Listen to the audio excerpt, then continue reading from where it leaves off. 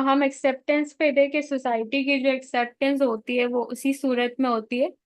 जब हम इन सारी चीजों को फॉलो करते हैं या इन सारी चीजों को फॉलो करते हैं, और तभी हम सोसाइटी में रहने के काबिल होते हैं, तभी जाके सोसाइटी हमें एक्सेप्ट करती है। इसकी एग्जाम्पल जो है वो फीमेल के लिए ब्राइड कल्चर होता है, यानी बचपन से ही उसको यही बताया जाता है कि तुम्हारे लिए ब्राइड कल्चर है, यानी तुम्हें शादी ही करनी है। और मेल के लिए जो है वो टूरिज्म और एडवेंचर होता है, यानी कि वो टूर पे भी जा सकते हैं, अपनी लाइफ के सारे एडवेंचर्स कर सकते हैं। उनके लिए शादी जो है वो इतनी इम्पोर्टेंट नहीं है, उनकी शादी तो इन दी एंड हो ही जाएगी। हमारे पास हमारी थर्ड थ्योरी है बटलर्स जेंडर्स परफॉर्मिटी। इसके अंदर आइडेंटिटी के जो है वो ट्रेड्स बताए गए हैं, यानी मैस्कुलिन एंड फेमिनिन की जॉब बताई गई है। वैसे सारी थ्योरीज जो है वो कहीं ना कहीं जाके एक सेम ही बात देती हैं, एक सेम ही मीनिंग देती हैं,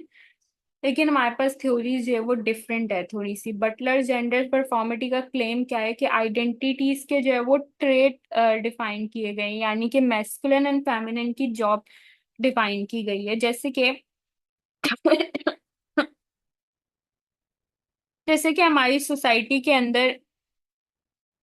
सोसाइटी के अंदर जेंडर को लेके एक जो जॉब बताई गई है कि मेल को ये करना है, मैस्कुलिन की ये जॉब है, फेमिनिन की ये जॉब है। तो हमारी सोसाइटी के अंदर यही चलता आ रहा है बचपन से कि आपको ये जॉब करनी है और आपको वो जॉब करनी है। यानी जॉब इट मीन्स कि अगर मैं मेल की बात करूँ तो उनकी जॉब भी बचपन से डिफाइन होती है, यानी कि मैस्कुलिन अगर वो है तो उसकी जॉब डिफरेंट है, फेमिनिन अगर वो है तो उसकी जॉब डिफरेंट है।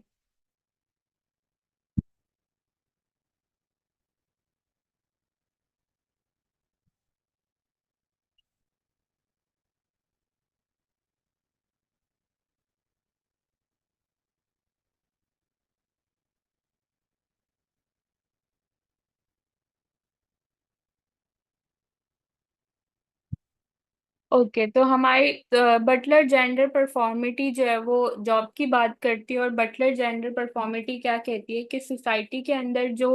मेल और फीमेल के जो जॉब डिफाइन की गई है, जैसे हमने पिछली थ्योरीज में देखा, तो वो इस बात को बिल्कुल भी नहीं मानती। यानी जैसे हमने देखा कि यार मेल के लिए ये है, फीमेल के लिए वो है, तो बटलर जेंडर थ्योरी क्या कहती है कि एक्सपीरियंस जो है वो सोशल और इंडस्ट्रियल एक्सपीरियंस का जो है वो इसके अंदर जेंडर का कोई लेना देना नहीं है। यानी अगर सोसाइटी कोई रोल परफॉर्म करवा रही है तो वो सोसाइटी का खुद का बनाया हुआ रोल है। और no one can be 100% male और फीमेल का मतलब ये है कि सोसाइटी ने अगर मेल और फीमेल यानी मैस्कुलिन और फेमिनिन की जॉब अगर डिफाइन की गई है तो जरूरी नहीं है कि कोई 100% उस जॉब पे पूरा उतरे। यानी कि जरूरी नहीं है कि अगर फीमेल के लिए कुछ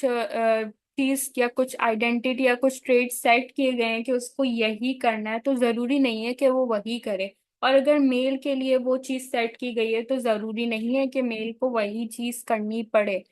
तो जेंडर बटलर परफॉर्मिटी कहती है कि जिसका जो दिल चाहे वो कर सकता है। यानी अगर फीमेल ब्रेड विनिंग का काम करना चाह रही है, यानी बाहर जाके जॉब करना चाह रही है, काम करना चाह रही है, तो वो कर सकती है।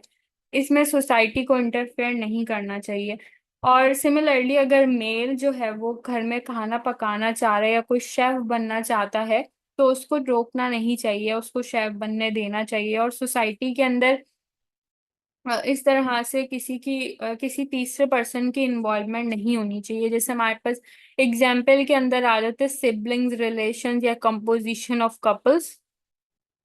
जैसे हमारे पास हमारे रिलेटिव्स होते हैं, हमारे भाई बहन होते हैं, तो वो लोग भी बस वही कर रहे होते हैं जो कि उनकी जॉब होती है या बचपन से जो हम देखते जा रहे होते हैं। और कंपोजिशन ऑफ कपल के अंदर हम लोग देखते हैं कि सोसाइटी की बहुत ज्यादा इन्वॉल्वमेंट होती है। जैसे किसी की शादी होती है नई नई, तो हम लोग जो है वो सोसाइटी के अंदर आंटियां खास तौर पे जो है वो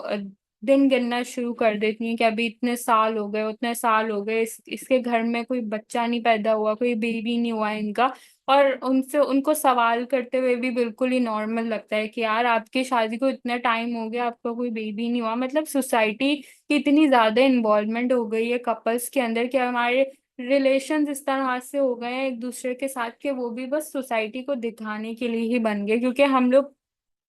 जिस सोसाइटी के अंदर रहते हैं उस सोसाइटी के अंदर तभी एक्सेप्टेबल होंगे जब हम सारे लोगों को वैसे ही करते हुए दिखाई दे रहे होंगे जैसे कि वो हम हमें चाहते हैं कि हम करें। अगर हमारी सोसाइटी में कोई ऐसा कपल है जिसके घर हम जाते हैं और उनके जो हस्बैंड है वो खाना बना रहे होते हैं और फीमेल जो है वो हमें कंपनी दे रही होती है, ऑब्वियसली हमें जो है वो काफी शॉकिंग लगेगा कि यार ये क्या, मतलब ये चीज तो हमने कभी देखी ही नहीं। और फिर लोग फिर उस पर बातें भी करते हैं कि यार